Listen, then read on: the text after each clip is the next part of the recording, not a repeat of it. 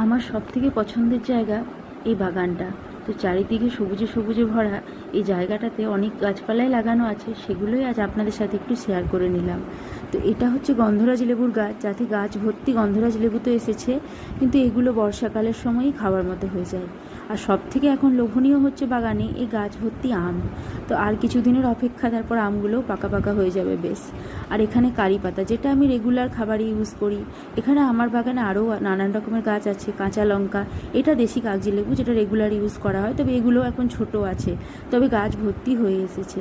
তো বাগানে যে কুমড়ো গাছটা, সেখানেও অনেক কুমড়োই ধরেছে, কিন্তু এখন কাঁচা অবস্থায় আছে। এগুলো পাকা হবার পরেই আমি ওঠাই।